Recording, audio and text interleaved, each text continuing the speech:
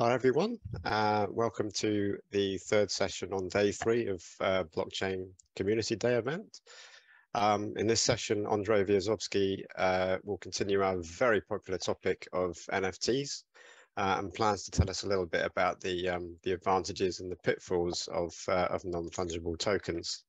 Andrii has been with EPAM Systems for over 4 years, and his current role is business consultant. Just before I hand over to Andrii, a couple of short announcements. First, a reminder that anyone registering this week to attend our event will receive a free NFT. And secondly, you can leave any questions in the Q&A page on the We Are Community site for this talk that Andrii could address at the end of his presentation. Or you can also leave them in the Q&A tab in the presentation view if you see that. And with that, I will hand over to Andrii. Thank you, Daniel. Thank you for such a flourishing presentation. So, today we'll talk about NFTs with something like beyond the hype and more with the business focus on what is the NFTs about and how it can help business to deliver more value, to be more productive, and what other wonderful opportunities the NFTs open for the business. So my name is Andrii Vyazovskyi. You already know that I'm with EPAM for a amount of time. I'm working mostly with the blockchain and Web3 production, with development, with consultant, management, and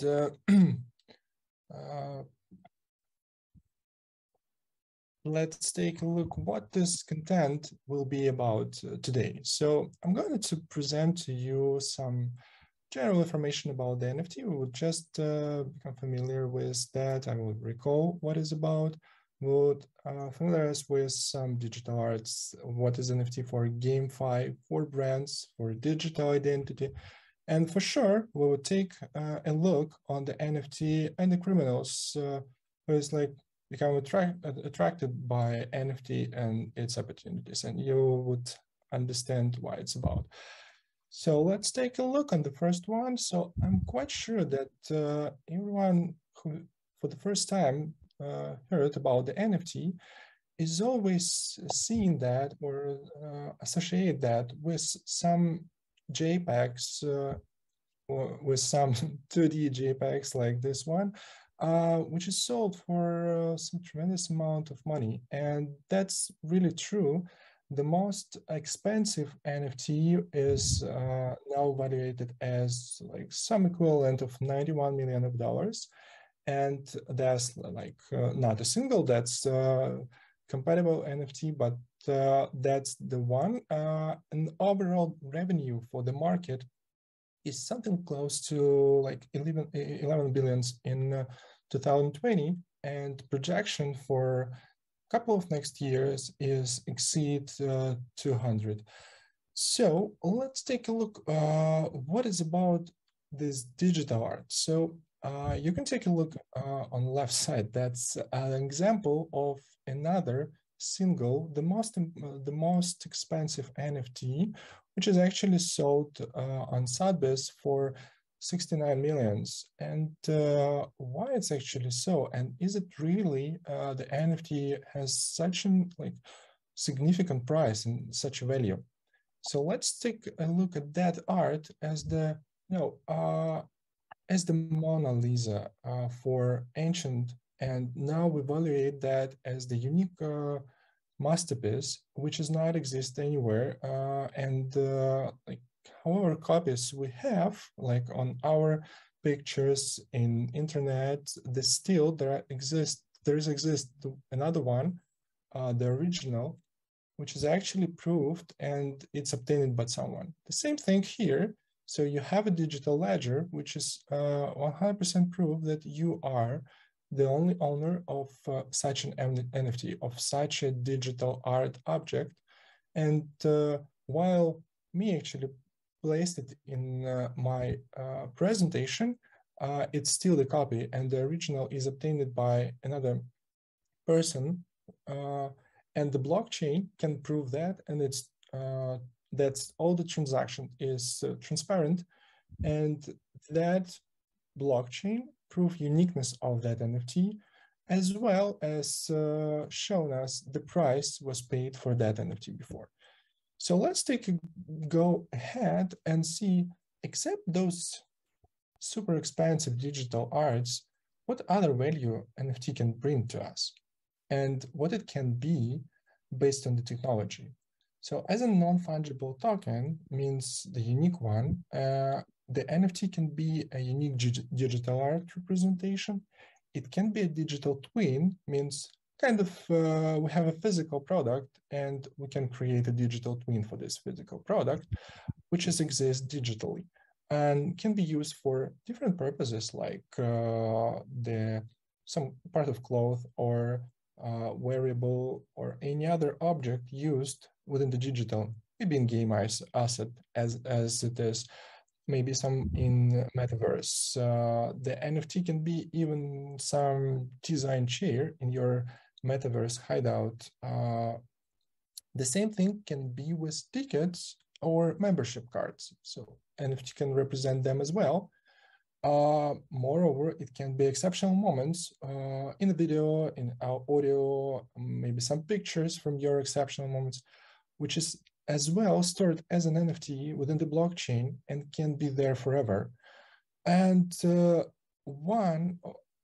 another thing which is I'm really fascinated about is digital identity. So the NFT can contain all the information about your identification, reputation, other things like all your eligibility and access to other digital services, but it's still decentralized. And we will talk about that a bit later in that presentation.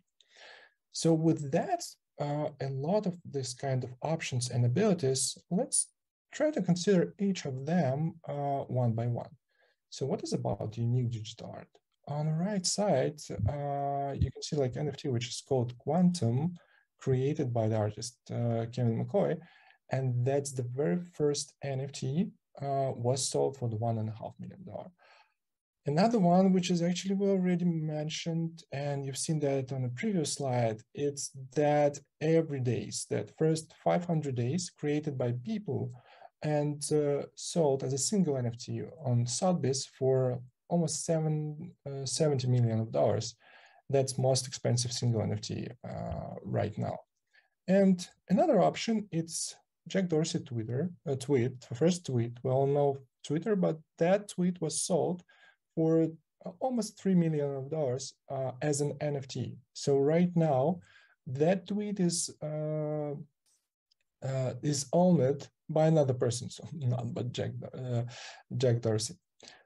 That's just a kind of the most interesting, simple examples how the NFT can represent the digital art, and that uniqueness of that exists and owned by a single person or is proved by the blockchain. And the beauty of that is that no one can actually change that information within the blockchain. So if you're an owner, you can transfer your NFT, you can sell that NFT for any price you wish, and for a price someone would want to pay for that, but still it's owned by you. And when it's transferred, you transfer it to that person. And that's proved as the registry, which has high level of security to be hacked from the perspective of change of ownership within the blockchain.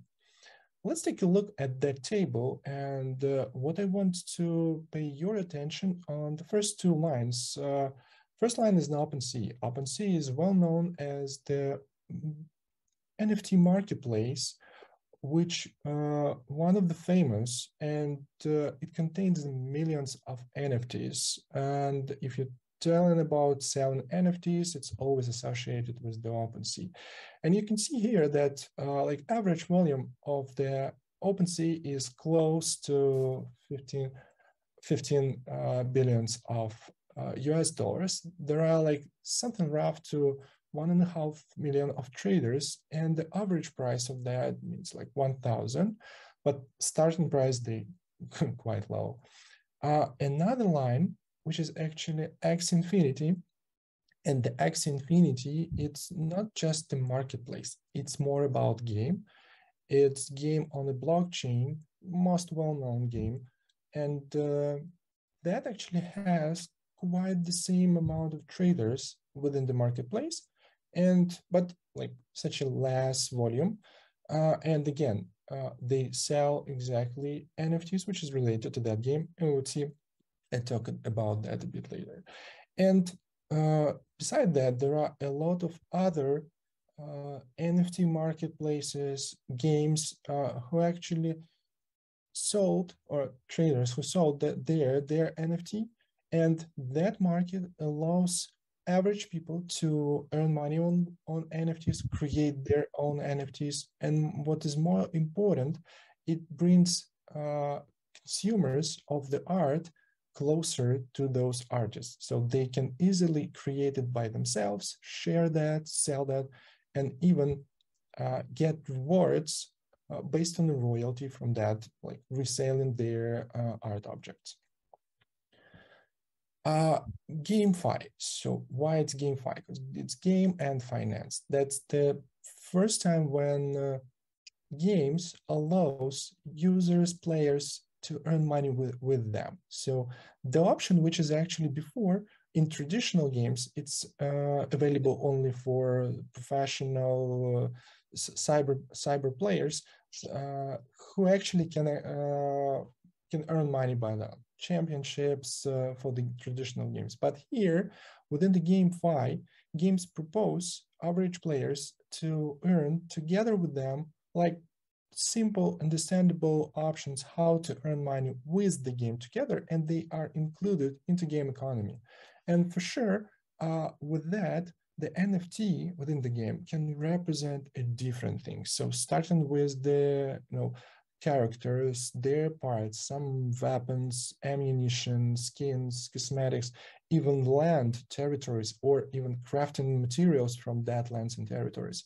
And based on different game tokenomic, players can sell those characters or sell different skins, crafting materials to earn real money, real assets within the game, or buy those assets and buy those items to get advantage within the game and get more rewards.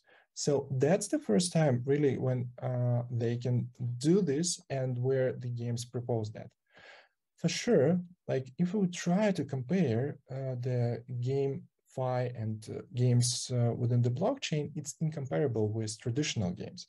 The traditional games, like 30 times market wider within that, but the blockchain games has huge potential within that, and even traditional games taking a look and looking for different types of integrations available with the blockchain to include that option with already well-known AAA games and allow their users to include them in the tokenomics of the game, allowing them to earn money, not through this kind of gray peer-to-peer markets, but transparently, legally within the game.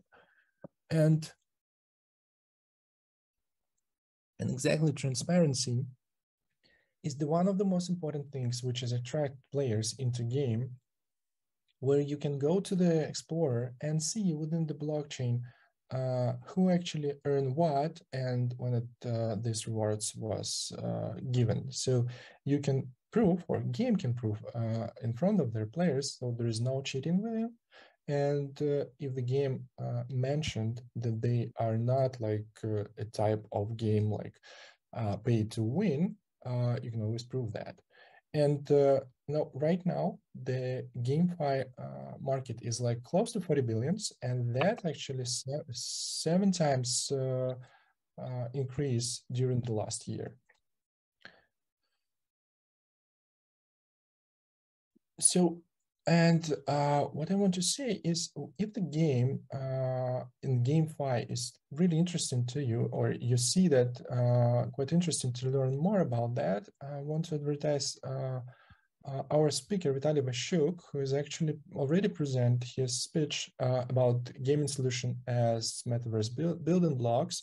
And I'm quite sure that in a week or so, the record will be available and you will be able to see that presentation within our blockchain community. So let's go ahead and see like brands. And as probably you know that some of the well-known brands trying to collaborate with games, with the well-known games. And one of the examples, it's like how Fortnite collaborated with Balenciaga to wear their avatars or their characters in Balenciaga brand wearables. Why they're doing that? Because like brand, it's not just label really. The brand is, it's like universal container for the message you want to bring to the world. And that's why the brands like trying to find another options and other channels to deliver that message or to deliver their fans, deliver their messages. And as we are unique within the world, we want our avatars, our characters we're playing with, being as well as same unique as we are. And that's why like that message, we're trying to wear them in something special, in something which is really fit to our understanding. And you can see more and more brands become, launch their NFT projects. And from that perspective, the NFT can be wearable.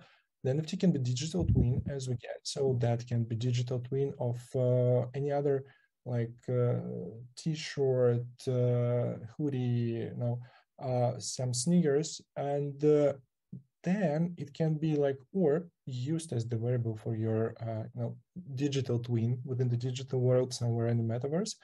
Or it can be even collectible. We all know about people who actually collect sneakers, and that can be a good extension for the collection.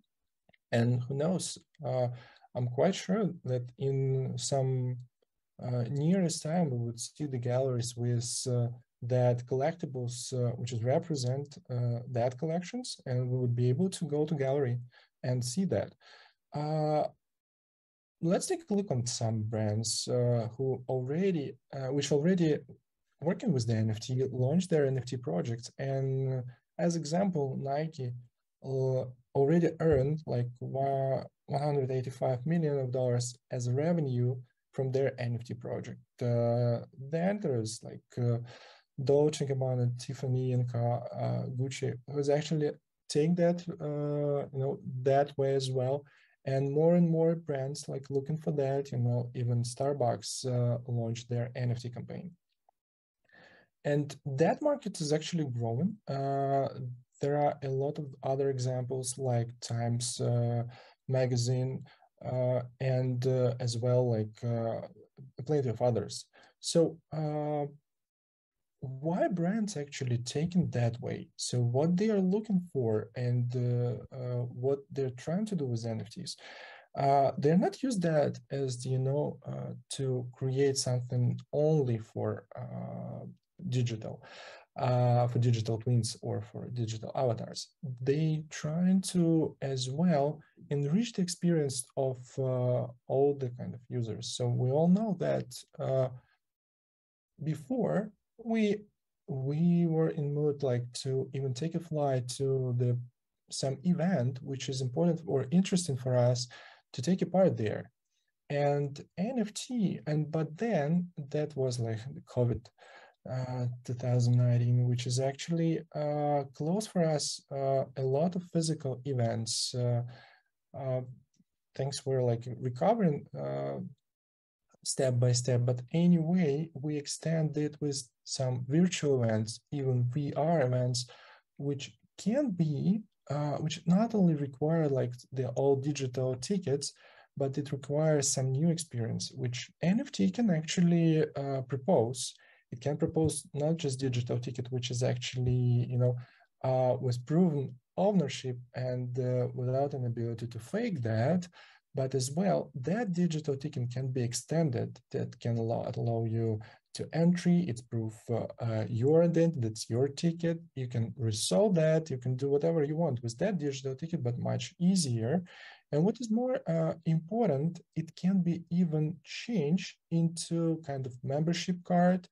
It can allows business to extend and actually get all this revenue from the sales, create the kind of selling strategies for the tickets, for the membership, extend with the option, and even make, like, when the ticket is actually used, like when we, like in the previous like experience, when we just get into stadium and use that ticket, it's like it's become a waste, but it's not the NFT story. So with NFT, we can enrich it with not only the proof of attendance, but as well with some special moments included in that ticket. And that can be stored not only in our memory, but it can be stored and revisit later just to see how those how those going on and what was the event.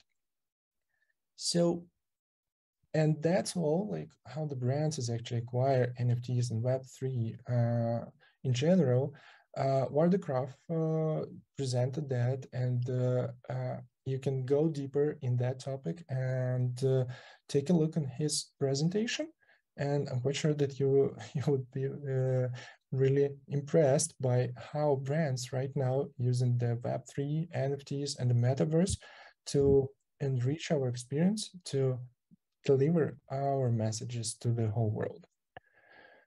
Let's go ahead and with all of the things, with membership cards, with tickets, we always go walking around the digital identity. And we mentioned that a couple of times, like how it could be that right now we have our digital identity in some paper documents with some stamps, proof with centralized authorities, and as well we have them in a digital representation like digital signs and so forth.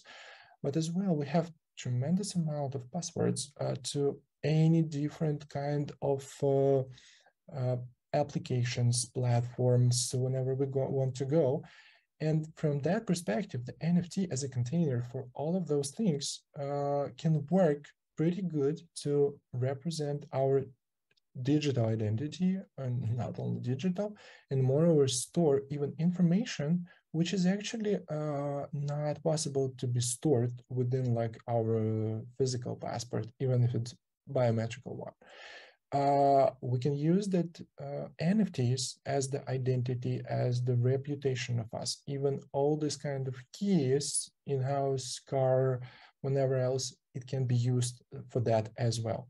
And yeah, that's the huge topic. It's a topic about decentralized identities. It's the topic about verifiable credentials, but that's our ability to, instead of Google, which is collect everything and store everything for us and know everything about us, we can go and get back the ownership on our data, on our identities, and even share those bare minimum of information required by some authorities, or to accept our, let's say, entrance. And from that perspective, we get the freedom of getting our data privacy, of sharing our data privacy, and actually knowing that it exists within the registry, which can be at any time just derived back, and it's quite hard from that perspective to lose your identity or the document which actually prove your identity. So let's take a look. We talked about a lot of things about digital arts, about identities, and I'm quite sure that the reasonable question, like, okay, so what is the criminals, how they attract with the NFTs and what they are doing with that, and is it like really tricky to know what it can be and how from that part. And yes, they are attracted by NFTs. And right now, the two most popular related crimes is about money laundering and the wash trading. So they are how they both somehow related to water, but it's not about water. It's about a leakage of money from our pockets to pockets of criminals. And that's the two things. So the first thing is money laundering, which is quite small. It's like just estimated as the $1.5 million, which is actually go through NFTs to be wash traded. And the idea is to just convert illegally owned, obtained money from, let's say, drugs or illegal weapons selling into the clean money through the NFT, like to pretend that they created some pictures, which has cost a lot of money, and they sold that, and now they obtain, as a creator, as an author, obtain that money, have that money quite clean, maybe even paid with tax paid, and can use that in like in any they want, how they wish. The another part, but that's still quite small, and that should be considered as well. The another quite big part is trying, like we talked about the marketplaces for the NFT, where people can buy and sell NFTs, and NFTs can be sold for quite high price, and each marketplace trying to be like OpenSea. And if you remember, we take a look that OpenSea get like close to $15 billion volume. And to reach that, looks rare, actually create the wash trade, means they just buy and sell by themselves all the NFTs being on their marketplace, just to present that they have the same volume of trades. And that means that they just try to fool people, go to their marketplace and buy their NFTs or on their marketplace to just get get fees and revenue from that people. But quite frankly, those kind of things, they quite small comparing to those options and abilities which NFT gives to our creators, to our musicians, video production, streaming services, and moreover to our convenience and everyone, to make that information more decentralized, to bring to remove the intermediaries between consumers or clients and real producers, and pay more to our favorite musicians, to our favorite artists, and make it simpler and enrich our experience with all this kind of interesting part. And yeah, if you want to see more about the compliance, about challenges in crypto, in DeFi and NFTs, you can just relate to Stefan Besterman presentation. He's actually talk a lot about those financial things, the compliance for the NFTs, and quite sure that in a week you will be able to go deeper with that topic.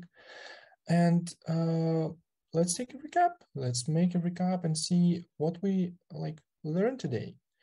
So first of all, the NFT is a technology. The technology can be used in different ways. It's quite two sides share its worth. And you can actually, first of all, discover and bring a lot of good capabilities to the world with NFTs, as well as criminals can be attracted with that capabilities as well. So we always need to take in mind that it doesn't matter how fruitful the it can be, we always should be conscious about what it can bring and how it actually works. As with NFT, there are a lot of options, and if you're really attracted with that, please learn more, read more, and try to identify those options. And yeah, you always can ask us about that kind of things. So we talk about the digital art, the uniqueness of digital art, and uniqueness of the NFT, which is bring to digital art that ability to earn with that, being a creative, being an author, being a musician, as well as obtain some masterpieces from that world, from that digital age, and store it within that and have it in your pocket, literally. We talked about the GameFi and the transformation of game, like from fun to probably a dream job for next generation, where someone can actually earn more money just playing games full time. For brands, it's really another option. It's another stream, and its ability to not only extend their user base, or let's say those who share their message, but as well it allows to represent and being more technological and obtain the other markets, which is actually just growing up like metaverse and GameFi. And for sure, the most interesting topic for me is a digital identity, which can bring so many options, so many opportunities for us in nearest future, which really not exist before, not been able to apply before. So that's the recap. I think the next thing is our Q&A session. So I would be glad to answer on your questions, and hope Daniel can help me here. Thanks, Andrei, for the great in-depth discussion there. Let's just check our question board. Okay, so guys, if you want to leave Andrei a question, we've still got plenty of time now to ask our questions on NFTs, advantages and pitfalls. But perhaps I'll just chip in with a couple of thoughts or questions of my own, Andrei, whilst we're waiting. So, like, we were talking about metaverse and virtual worlds, and like having tokenized assets within those virtual worlds. Do you think that that technology and those environments and that experience need to develop a lot before digital NFTs become much more popular in those games? Is that like going to hold back the technology, do you think, or is it going to drive forward quite quickly? Thank you for the question, and it's quite a wide topic, which is actually, as I see, it can be reached like in one day or even like in a year. And even comparing or thinking and looking on our like rapid development nowadays, when we, 5-7 years ago, we're not can imagine that today we'll talk about NFTs would sell like quite frankly some digital pictures for such amounts of money, and moreover we would be able to talk to each other in some metaverses, and they become a part of our life. I'm quite sure that in future, so right now it's in like it's quite immature and it's now in building, and it's great that there are a lot of companies who is actually working on that more and more, already investing money into that, because that virtual worlds, they enrich our abilities. It's enrich our abilities to communicate to each other. We already actually, remove all these borders between us, and any day we can virtually meet each other, talk to each other, work together, and create such amazing products as a metaverse up together, not even being in different countries, different continents. That's not a limitation for us anymore.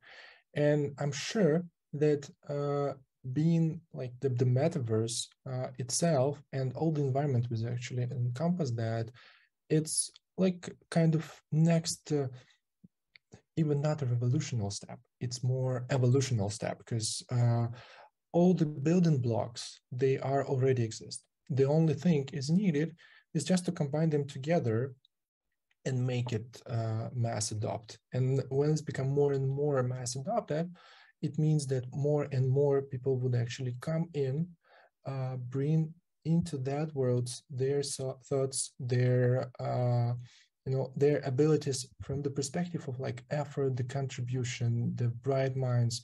And from that perspective, only in this way, it would become richer, it would become more mature, and it would would be fulfilled with all this kind of experience we have in our like physical world. It's for sure it can't actually replace the physical world, that how someone can think about, but it's a good option for us to go ahead and like make another step, make a step where we would easily interact not only to each other but to robots and artificial intelligence, which is actually helping us to create those products to work in a slightly different way, maybe in more productive way, maybe, but it would be another way to work, another way to collaborate, another way to communicate. And that's, from my perspective, it's really the evolutionary step. And the digital identity, as you're asking for, it's kind of, you can't use the old keys to open the new door. You always need a new key for the new door. And that's the idea of the digital identities. I know there are a lot of memes related to that, but I'm quite sure with such an engineers we have nowadays, we would be able to overcome any difficulties and to define all of those edge cases to make all this experience more smooth and make our day-to-day things lighter, easier, and simpler. And at the end of the day, it will allow us to focus on main things, which is more important for us, on our family, on our friends, on our hobbies, on things we love to do in that life. Yeah, it makes sense. I think those worlds are they're really gonna change our lives, aren't they? In very different ways. And I think, just my personal opinion, that we can argue whether those things are good or bad for us, and hopefully it's all good. But it's kind of like there's like an inevitability about it. I think just like the internet, that the technology is going to drive forward, and we just need to maybe adapt ourselves. And I think, it's maybe we see like games environments, but also I guess like virtual shopping malls and that kind of thing we're gonna see some really creative stuff in that space. And also I think you touched on that during the presentation and during your answer there about digital identity.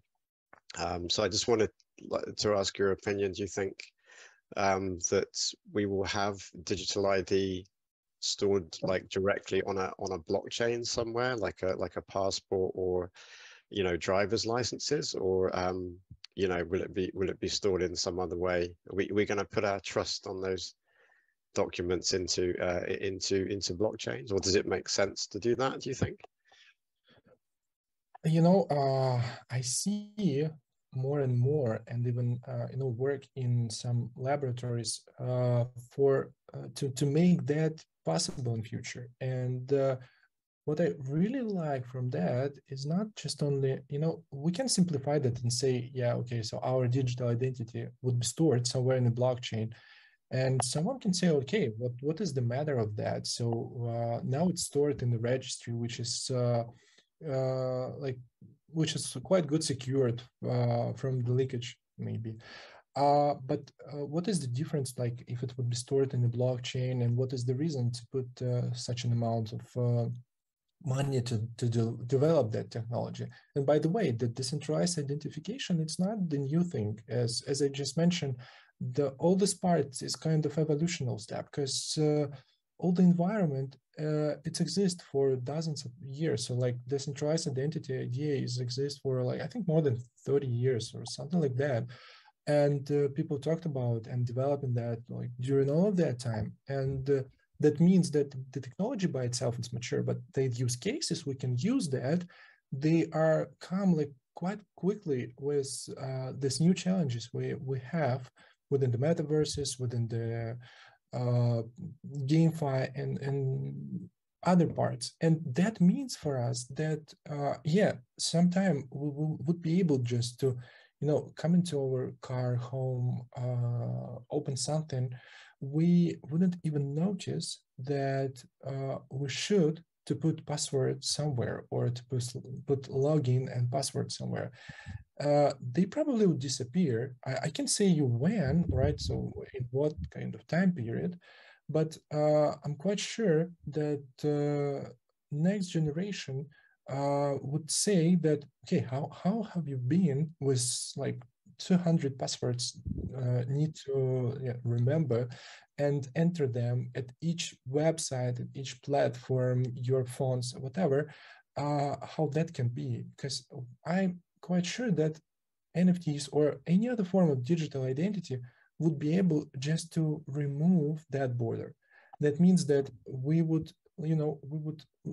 like that interface when we need to put the login page, which is actually where I think every project start with, that would be removed from our life. So that interface wouldn't exist. The same thing like, with AirPods. So you shouldn't actually click on the play button if you want just to play music. You just put the sorry, you just put this earphones just in your ear, and that music start playing. So the interface is removed.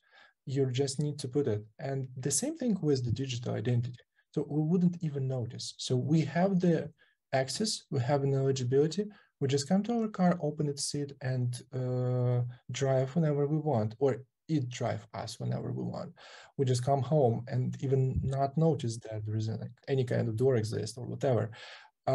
We just come to work, open our laptop, or maybe something else would exist then in some virtual world, and enter this virtual world without any need to enter some password, because password is actually the idea of the password and login is just to prove your identity, to prove your eligibility and the ability to use that service.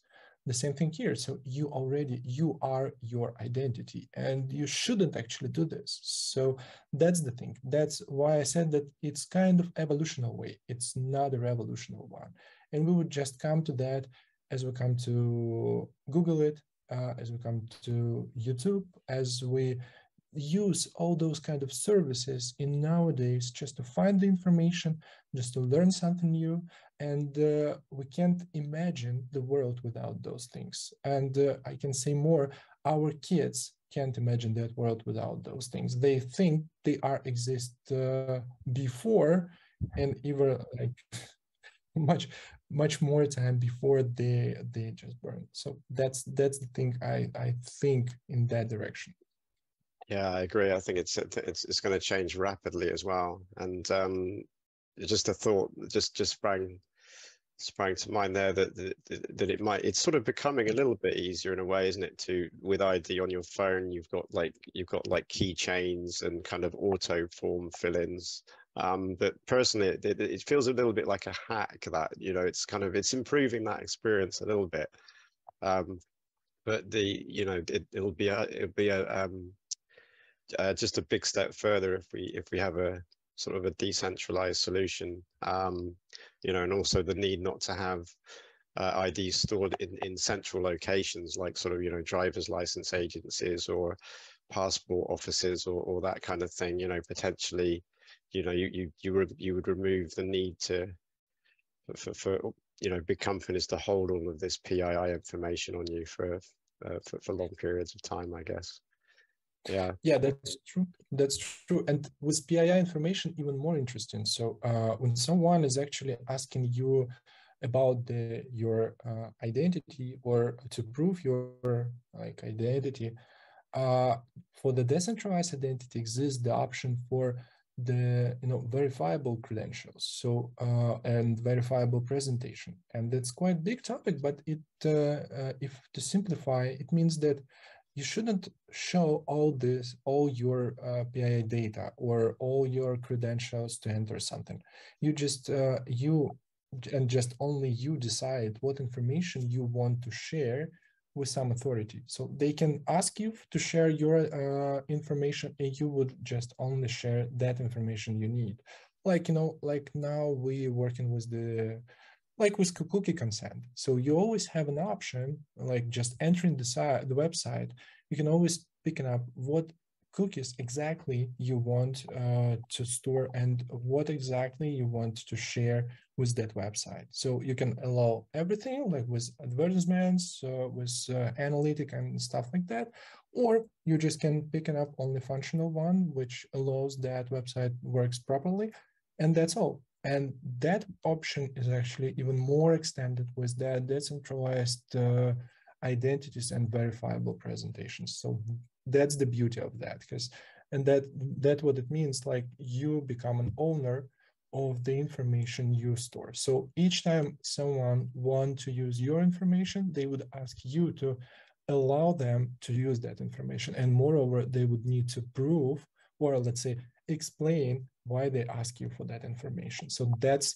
as well another evolutionary step to the data privacy, to our data privacy, which is actually not just, sign it within the GDPR and like just eligibility to be compliant with that legend for the companies, but that's exact steps and exact use cases where companies just asking us what information, like for the information they want to use, and moreover describe why they want to use that information.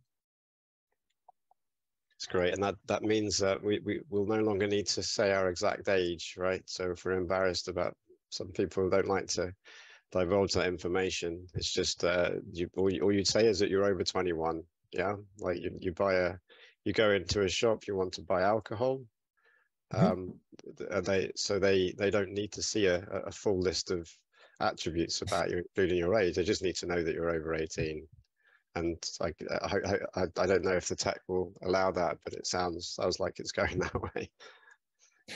That's true. So they shouldn't, like, they don't need to know what is your name, so and where you live, or what kind of license you have, or when you're obtaining that. So it's just enough to green dot or the green side that you are like 18 years old, and they are not even need the information like how old you are. So like it's just a proof, like 21 years old, and that's all. And that's enough. That's enough to do like what you've said. The same thing with all the other stuff. So you can apply for, like, you can come to any kind of driving license obtaining center, and you can go and pass your exam. And if you are like in proper way age, then no problem. So here's like your exam, you've proved that you can drive. Maybe in future we wouldn't need even driving licenses, because there will be like self-driving cars, and that's another story where the digital identity works even further and even like gives even more flourishing opportunities when machines communicate to machines within the secure channels and share only information which is required to be able to operate. So that's even more interesting and even more like, like brings more opportunities. And what we always like, what we always consider is the reputation of some person. But to, prove that reputation or to store the record of that reputation, it's like, it's impossible nowadays. So you just can, trust to, people who knows that person and what they said about that. But we can convert that reputation in some, rankings, create that, gamify that reputation part. And everyone would actually need that information. They would be able to just see that, like if it's needed, or even you can decide to share that information with that person or not. So that's the thing, and that is what is most important. That's where I said we own our own personal data, and if we want, we can share that. If we don't want, we can share just bare minimum of the information they needed, and that's all about use cases and only about use cases. Sure. Because Sure. the technologies, they are there, so they are already exist, and they are, in some cases, they already working, and we are not seeing that because the information is a lot of information around us, and we are not seeing that, but we know that some of the options, some use cases already covered this. Let's say NFT is a digital identity, or let's say NFT as the pass for some membership pass, or something like that, or NFT is a container for another NFTs. So there are a lot of cases which is actually works and works properly, taken, like some of them taken from the previous experience. I mean, in other words, from financial area, from specific domains area.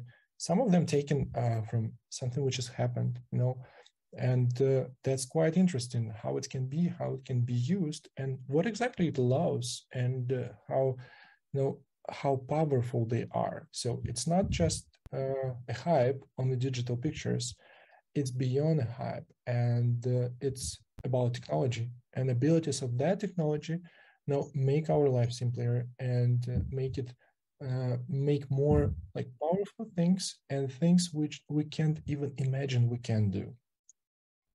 Do you think that those sort of more kind of real world ideas of things like decentralized identity, or representing real life objects and NFTs, do you think that those will drive NFT tech forward further than digital art, digital music, this kind of idea that you're going to spend $1 million on an NFT? Do you think it's those more kind of familiar things that will drive NFT tech forward more, rather than sort of expensive digital art that we're seeing at the moment, for example? I would say that this way. So there's two things. The first one is, like, if we're talking about the NFT as a technology, it should and it would work the same way as the blockchain as a technology. So blockchain itself is not only about the cryptocurrencies, but when we say blockchain, the association is always like, okay, cryptocurrencies or crypto scams or something like that. But that's quite beyond the cryptocurrencies, and the technology itself brings NFTs as well here, and make it powerful. The same thing with the NFTs. NFTs is the, let's say, tool which allows us doing some incredible things which before, like, to solve cases which before not even exist, or they exist, but we have no option or no idea how to solve them, or to solve them that was like so complicated and so difficult to to adopt that we don't even need to do this.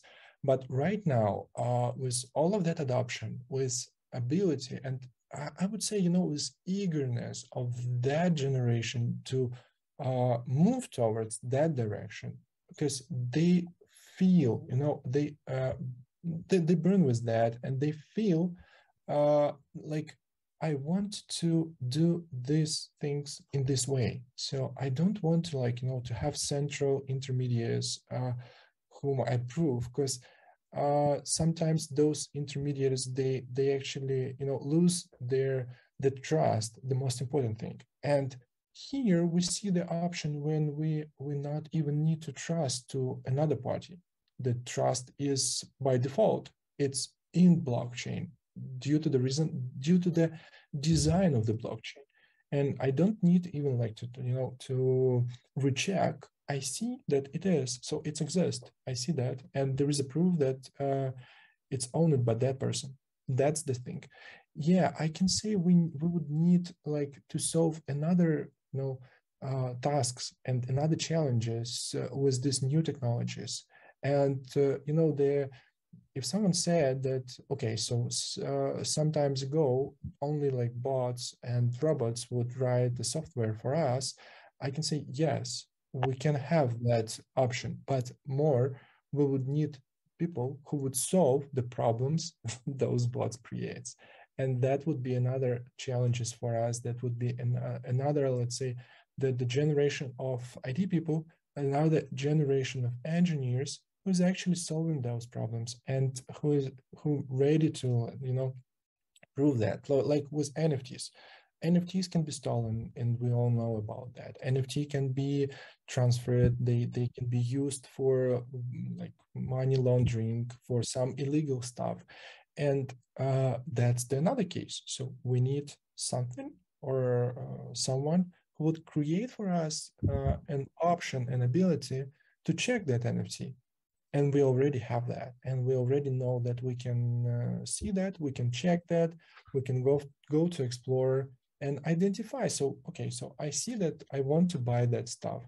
I want to buy that thing, and I see that I like it, but I want to go to the platform and check, okay, it's eligible, it's not stolen, and that person is actually proved owner of that item, and everything is okay. So the transfer is just in seconds, and in the seconds I become an owner of that thing. And that's the part, and that would be really, you know, when I'm thinking about that, it's such an amazing when, let's say, in some future I would be able to buy a car and have in registry the digital twin of my car as an NFT, and it would be transferred to me, and I become an owner, and I came to my car with my identity, and that's already in my, let's say, wallet or some representation of my wallet, and I just sit and go and drive. So I wouldn't need, like, you know, to sign a lot of like documents, go and wait and obtain those kind of numbers or like ID for my car, waiting again while it will be registered, then like use those keys or something like that. So, and that's like all Reduce these the effort. interfaces just go out. Andrei, it's we're just coming up to the top of the hour, so I think we'll have to leave it there. It's we could, I guess we could, like a lot of these things, we could talk all day about this this topic. But thanks for your presentation and your in-depth look and thoughts on the subject today. We want to thank everyone who joined the live feed for Andrei's great talk today. Remind you that you'll receive a free NFT as an attendee this week. And also, continuing with the NFT theme, please tune into our next session from Gleb Zhivov, who will be talking about NFTs, music and culture. And one last time, Andrei, thanks for your presentation again. Thank you, Daniel. Thank you for having me here. And yeah, I'm glad to share with you that. So thank you. Have a nice day.